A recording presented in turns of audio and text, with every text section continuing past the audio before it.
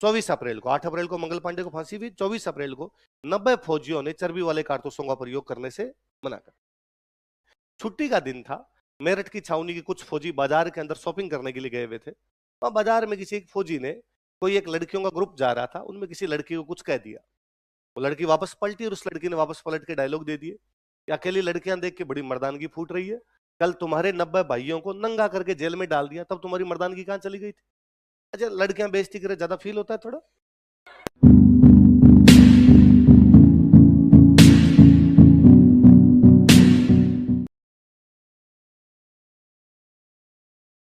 तो कितनी छावनियां थी अंग्रेजों की बताओ, देखिए। अच्छा, कौन कौन सी नाम बताओ? देवली, एरिनपुरा, ब्यावर और खेरवा। मोटा मोटा मैं परसों ही पूछ रहा था, आप में से खूब सारे लोगों की हिस्ट्री कहीं ना कहीं पढ़ी हुई है, तो आपने ये पढ़ा होगा कि अंग्रेज जब यहाँ अपनी सेना बना के भारत पर कंट्रोल कर रहे थे, तो अंग्रेजों के सैनिकों के पास एक बंदूक हुआ करती, उसका नाम था ब्राउन बेस। क्या नाम था? 57 की क्रांति से ठीक पहले वो बंदूक चेंज करते हैं, एक नई बंदूक लाते हैं, एनफील्ड। कौन सी लाते हैं? बड़ी जबरदस्त बंदूक आई थी। उस एनफील्ड बंदूक में जब कारतूस डालते, उसमें कारतूस डालते, तो उसमें कारतूस को डालने से पहले उस कारतूस को थोड़ा दांत से उखाड़ना पड़ता, ऊपर उसके वो ढक्कन लगा होता और ढक्कन को उड़ाना पड़ता, फिर उसके बाद में वो उसके अंदर डाले जाते। और बहुत स्मूथ सा लगा हुआ ढक्कन था कि थोड़ा सा दांत लगाते उड़ जाता। तो यार बड़ा जोरदार चीज है ये, कि चिकनाई लगी हुई है, इसमें ग्रीस लगी हुई है, तो थोड़ा सा आप ग्रीस पे यूं दांत लगाओगे तो उड़ जाएगा वो अपना। फिर धीरे धीरे फौजियों को पता चला कि ग्रीस जो है ये गाय और सुअर की चर्बी है। किसकी चर्बी है? ऐसा क्यों किया भाई अंग्रेजों ने? तो सैनिकों को पता चला कि अंग्रेज ये चाहते हैं कि यदि कोई हिंदू गाय खा लेगा तो उसके बाद हिंदू नहीं है वो, गाय खा ले फिर किस बात का हिंदू, क्योंकि गाय हिंदुओं के लिए पवित्र। वैसा वैसा जो सुअर है वो मुसलमानों के लिए अपवित्र, हराम माना जाता है। तो यदि कोई मुस्लिम भाई वो खा ले तो उसके बाद वो भी अपना धर्म भ्रष्ट हो जाएगा। अंग्रेजों के दिमाग में था कि यदि सैनिक, हिंदू और मुस्लिम सैनिक जो है वो गाय की चर्बी और सूअर की चर्बी खा लेंगे तो धर्म भ्रष्ट हो जाएंगे। धर्म भ्रष्ट हो जाएंगे तो अब न तो हिंदू बचेंगे ना मुसलमान बचेंगे, तो तीसरी दुकान कौन सी है? ईसाई। तो ये सैनिकों को सबको क्या बनना पड़ जाएगा? ईसाई। और यदि एक बार सेना ईसाई बन गई तो फिर जनता को ईसाई बना लेंगे, और जनता ईसाई बन गई तो फिर अंग्रेजों का विरोध ही नहीं करें। क्योंकि अंग्रेजों का विरोध का एक बड़ा कारण यह भी था कि भारतीयों को लगता कि यार हम भारत में हिंदू और मुसलमान रहते हैं और मुट्ठी भर ईसाई बाहर से आके हम पर क्या करने लगे? राज। तो यदि जनता ईसाई बन गई तो फिर जनता लगे अपने भी ईसाई और राज करने वाले भी ईसाई, तो कोई दिक्कत अपने आएगी नहीं। बंगाल के अंदर एक छावनी पड़ती है बैरकपुर। कौन सी छावनी थी? बैरक। उस बैरकपुर छावनी के एक फौजी थे, उनका नाम था मंगल पांडे। क्या नाम था? 29 अप्रैल 1857 की बात है, 29 मार्च 1857, कब की बात है? उनको इस बात का पता चलता है कि ये जो कारतूस है, इन कारतूस के अंदर गाय और सुअर की चर्बी है। आगे पढ़ने से पहले एक रिक्वेस्ट है कि आप में से 95% लोग बिना सब्सक्राइब करे ही चले जाते हैं, तो चैनल को सब्सक्राइब करें और आने वाले वीडियोस देखते रहें। वो अपने ऑफिसर को जाके पूछते हैं कि भाई ये गाय और सूअर की चर्बी है क्या? ऑफिसर उनको कोई जवाब नहीं देते, वो दो ऑफिसर पे गोली चला देते हैं। हालांकि दोनों ही नहीं मरते, पर मंगल पांडे को ऑन द स्पॉट ही गिरफ्तार कर लिया गया वहीं पे। 29 मार्च को गिरफ्तार किया गया, मुकदमा चला, 8 अप्रैल को फांसी लगा दी गई। कब गिरफ्तार कब हुए? 29 मार्च को। फांसी कब लगा दी गई? ऑन द स्पॉट गिरफ्तार हुए, 9 दिन बाद में क्या लगा दी गई? फांसी। मंगल पांडे की कहानी इतनी है। गोली चलाई, दो अफसरों पे गोली चलाई, दोनों नहीं मरे, ऑन द स्पॉट गिरफ्तार हुए, 9-10 दिन जेल में रखे गए, 10वें दिन उनको क्या लगा दी गई? फांसी। मेरे कभी नहीं समझ में आया कि आमिर खान ने 3 घंटे की मूवी कैसे बनाई। मंगल पांडे पे आमिर खान 3 घंटे की मूवी बना गया। मंगल पांडे पूरे देश में घूम रहा है, मंगल मंगल करता हुआ, सब जगह क्रांति करेंगे, और 29 मार्च की बात, 8 अप्रैल को गिरफ्तार है, खेल जीता है। पर इस घटना ने अंग्रेजों को बड़ा भयभीत किया। आप विश्वास नहीं करेंगे कि उसके बाद 57 की क्रांति में जिसने भी क्रांति की, अंग्रेज उसको पांडे कहते थे। क्या कहते हैं उसको? अंग्रेजों की कोई पुरानी रिपोर्ट आप पढ़ोगे तो उसमें आज हमने 50 पांडे गिरफ्तार किए, 3 पांडे फांसी लगा दी। जो क्रांति कर रहा है इसका मतलब वो कौन है उनके लिए? ये बात धीरे धीरे घूमने लगी, भारत में सर्कुलेट होने लगी। ये बात तो कौन सी छावनी की? बैरकपुर। बैरकपुर अब तो बांग्लादेश में चला गया, अपनी साइड में नहीं, उधर चला गया वो।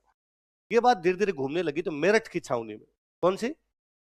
24 अप्रैल को, 8 अप्रैल को मंगल पांडे को फांसी हुई, 24 अप्रैल को 90 फौजियों ने चर्बी वाले कारतूसों का प्रयोग करने से मना कर। फौज का रूल है, जो ऑर्डर दे उसको फॉलो किया जाए, फालतू की इधर 3-5 करने की आवश्यकता नहीं।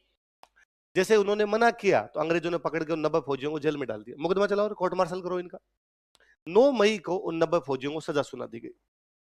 अगले दिन 10 मई थी, छुट्टी का दिन था, मेरठ की छावनी के कुछ फौजी बाजार के अंदर शॉपिंग करने के लिए गए हुए थे।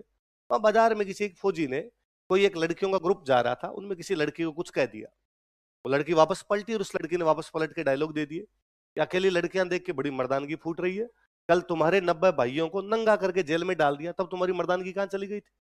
अच्छा, लड़कियां बेइज्जती करे ज्यादा फील होता है थोड़ा। वो फौजी वहां से भाग के वापस आए, छावनी के अंदर आए। छावनी के अंदर आके उन्होंने अपने जो साथी थे उनको बाहर निकाला। बाहर निकाला तो अंग्रेज जो ऑफिसर थे वो आए, उन्होंने कहा, अरे क्या कर रहे हो, अरे से तुम इनको बाहर कैसे निकाल रहे हो? उनका सर हमारे ये साथी है, हम इनको जेल के अंदर रहने नहीं दे। तो अंग्रेजों ने कहा, अच्छा तब तो तुम्हें भी जेल में डालना पड़ेगा। और तोपची को कहा कि तोपची तोप बाहर ले गया, उड़ा दो इनको। तोपची इंडियन था और तोप बाहर ले गया, उसने अंग्रेज उड़ा दिए। 10 मई को मेरठ की छावनी में क्रांति हो गई। कब क्रांति हो गई? कौन सी छावनी में? बिना सोचे समझे अचानक 10 मई को क्रांति कर गए। अब जब अंग्रेजों को मार दिया तो उनके दिमाग में क्या कर गए, कांड कर दिया अपन ने। तो अब क्या करेंगे? एक आधा कोई आप जैसा जोशीला था, उसने कहा पूरे भारत में अंग्रेजों को मारेंगे। फिर क्या पूरे भारत में अंग्रेजों को मारने के बाद वापस वही लाएंगे जो पहले हुआ करता था? पहले क्या था कि पहले मुगल बादशाह का राज था। मुगल बादशाह कहाँ रहता है? कि दिल्ली के लाल किले में। आजकल मुगल बादशाह कौन है कि भगवान जाने कौन है। चलो दिल्ली चलो पता करते हैं। तो 400 फौजी मेरठ से दिल्ली गए। कितने फौजी? 10 मई को क्रांति करते हैं, तो भारत में क्रांति की शुरुआत कब होती है? 10 मई। कौन सी छावनी से? 400 फौजी 11 मई को सुबह सुबह दिल्ली पहुंच गए। अब तक दिल्ली की सवेरों पे, दिल्ली की सड़कों पे सवेरे नहीं उतरा था, सूरजी भगवान नहीं आए। उससे पहले वो लाल किले के गेट पर थे। जो गेट के ऊपर खड़ा था, उन्होंने गेट के ऊपर को जाकर कहा कि आजकल मुगल बादशाह कौन है? उसने कहा बहादुर शाह जफर है। कि उसको जाके कहो कि हम 400 बागी हैं। 400 बागी मतलब विद्रोही जिन्होंने क्रांति कर दी, हम 400 बागी हैं और बहादुर शाह जफर से मिलना चाहते हैं। बहादुर शाह जफर बेचारा सुबह उठ के चाय नहीं पीती, हुक्का गुड़गुड़ा रहा था।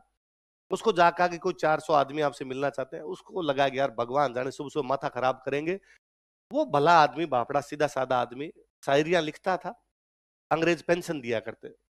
अंग्रेज क्या देते? शायरी लिखता। जफर नाम शायरियों का नाम है। उसका नाम बहादुर सा नाम था, शायरियों में अपना नाम क्या लिखता था? जफर नाम से शायरी किया करता था। उका गुड़गुड़ा रहा था। उसको जाकर कहा कि बाहर को 400 बागिया आपसे मिलना चाहते हैं। तो उसने कहा मरने दो रे, 12 बजे खाना वाना खाने के बाद बुलाना उनको। गेट के ऊपर ने जाकर कि बादशाह सलामत अभी आपसे नहीं मिलना चाहते। उन बागियों ने कहा अच्छा तुम्हारे बादशाह सलामत की थी औकात? वो खुद ही अंदर आ गए। आगे पूछा कौन है रे बादशाह, कौन है रे तुम में से? बहादुर शाह ने कहा मैं हूं। तो उन्होंने कहा क्या क्या प्लान तेरा, नीचे क्यों बैठा, ऊपर बैठ, तू बादशाह है। और उसने तुम हो कौन, तुम तो बताओ। तो उनका हम मेरठ के बागी हैं। मतलब? तो हमने अंग्रेजों को मार दिया, अब तो अब पूरे भारत में हम अंग्रेजों का राज खत्म करेंगे और तुम्हें हम भारत का मुगल बादशाह बनाएंगे। तो बहादुर शाह ने बड़ा इनोसेंट सवाल पूछा कि फिर पेंशन कौन देगा? भाग्यों ने कहा तू बादशाह बनेगा यार, तू बादशाह बनेगा तो पूरे भारत की पेंशन तू ही लेगा, पूरे भारत का टैक्स तू लेगा। उसने कहा ना समझ में नहीं है अपने बात, और मैं ये कांड नहीं करता। आप जाओ यार और किसी को देख लो, अपने नहीं करनी कोई क्रांति व्रांति। तो किसी फौजी ने बंदूक लगाई कि बन रहा है कि नहीं बन रहा है? उसने कहा बन जाऊंगा मैं, पर एक बार लुगाई टावरों से तो पूछो, घर पे सलाह मशविरा तो करे आदमी। पूछ क्या, फटाफट पूछ क्या। बहादुर शाह जफर की बेगम थी जिन्नत महल। क्या नाम था? वो जिन्नत महल के पास गया, उसने जिन्नत महल को जाकर, जिन्नत महल बाहर से 400 बागी आए में, वो ये बात कर रहे हैं कि हमने मेरठ में अंग्रेजों को मार दिया, पूरे भारत में अंग्रेजों को मारेंगे, बादशाह का राज लाएंगे, मेरे को मुगल बादशाह बनाएंगे, तू बता क्या करना चाहिए। और जिन्नत महल को लगा गया अरे यार मजे आ जाएंगे, यदि वापस सल्तनत अपने हाथ में आएगी तो मुगल बादशाह बनेगा बहादुर शाह जफर, मैं पूरे मलिका हिंदुस्तान, पूरे हिंदुस्तान की बेगम आऊंगी। और उसने बहादुर शाह जफर को कहा प्लीज ये बात क्रांति करके देखो। तो बहादुर शाह जफर को मरवाने में मुख्य हाथ किसका था? जिन्नत महल का। किसका था? तो बहादुर शाह जफर बेचारा क्रांति कर गया उस चक्कर के अंदर। फिर अंग्रेजों ने पकड़ के उसको रंगून शिफ्ट किया था। कहां शिफ्ट करते हैं? कुल मिला के 11 मई से अब तय हो गया था कि पूरे भारत में क्रांति होनी है। मेरठ के कुछ फौजी अजमेर पोस्टिंग थे। कहां पोस्टेड थे? जैसे मेरठ में 10 मई को क्रांति हुई, अंग्रेजों को लगा कि यार ये जो फौजी बैठे हैं अजमेर में, ये भी तो मेरठ से आए हुए हैं, और यदि मेरठ में 10 मई को क्रांति हुई है तो वहां ये बातें कई दिनों से चल रही होगी, ऐसा कुछ होने वाला है, फौजी गिरफ्तार हुए होंगे, चर्बी वाले कारतूसों की बात तो इन अजमेर वालों को भी तो पता होगी। हाँ, तो यार इनको अजमेर मत रखो, और यदि इनको अजमेर रखा रही है, अजमेर में क्रांति कर गए तो क्या किया जाए? तो इनका ट्रांसफर कर दो नसीराबाद। कहां कर दो? तो अजमेर के कुछ फौजी जो कि कहां से आए हुए थे? मेरठ, उनको कहां भेज दिया? उन्होंने 2 सवाल पूछे। एक तो ये कि जब हम थोड़े दिन पहले मेरठ से यहाँ आए थे तो हमें नसीराबाद क्यों भेजा जा रहा है? दूसरा, यदि हम नसीराबाद जाएंगे तो अजमेर की रक्षा कौन करेगा भाई? अजमेर की रक्षा के लिए टुकड़ी खड़ी है, आप जब उसको ट्रांसफर कर रहे हो तो वहां कौन आएगा, उसको रिप्लेस कौन करेगा? अंग्रेजों ने कहा कि तुम्हें नसीराबाद ही भेजना सा, गलती से तुम इधर आ गए। जहां तक बात अजमेर की रक्षा की, हम ब्यावर से एक टुकड़ी बुला लेंगे। कहां से बुला लेंगे? तो ब्यावर की एक लोकल टुकड़ी जो कि राजस्थान की टुकड़ी थी, उसको तो कहां बुला लिया? अजमेर। अजमेर में जो टुकड़ी जो कि मेरठ से आई हुई थी, उसको कहां भेज दिया? नसीराबाद। वो जो पैदल सेना की टुकड़ी थी, उसका नाम था 15वीं एनआई। क्या नाम था? 15वीं एनआई। बोलो देखिए, 15वीं एनआई। इन्फेंट्री का मतलब होता है पैदल सेना। इन्फेंट्री का मतलब पैदल सेना की 15वीं टुकड़ी। पैदल सेना कौन सी टुकड़ी? पर अपने नहीं बोलने पूरे पूरे नाम, अपने इतने याद रखने। क्या नाम याद रखना? तो 15वीं एनआई की पोस्टिंग कहां पर थी? अजमेर। पोस्टिंग कर दी कहां पर उनकी? नसीराबाद। कौन सी टुकड़ी की? अंग्रेज एक ब्लंडर कर गए। जैसे इनको नसीराबाद भेजा, अंग्रेजों ने उनको हथियार जमा करा दो। इनका सवाल था कि भाई हथियार क्यों जमा करवा दे, कि नहीं तुम्हें नए हथियार देंगे, एक बार इनको जमा करवाओ। वहां ऑलरेडी एक टुकड़ी खड़ी थी, बॉम्बे लेसर्स। कौन सी टुकड़ी खड़ी थी? इनको कहा तोपें तैयार करके रखो। इन 15वीं वालों को पता चला कि यार हमारे हथियार जमा करवा रहे हैं, बॉम्बे वालों को कह रहे हैं कि तोपें तैयार करके रखो, इसका मतलब अपने भी प्रैक्टिकल होगा, अपने को ही मारेंगे।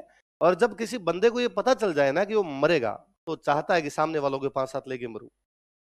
मैं तो कहता हूं, आप हो ना, आप अकेले हो और आपके रूम पे कोई 5 जने आ जाए और आपको पक्का पता चल जाए कि मेरे को मारेंगे, आप मन ही मन सोचोगे कि भले बटके भर भर खाऊं, पर दो चार को तो कम से कम खा ही जाऊं इनको। भाई हर आदमी जान बचाने के लिए डिफेंस में कुछ ना कुछ तो करेगा।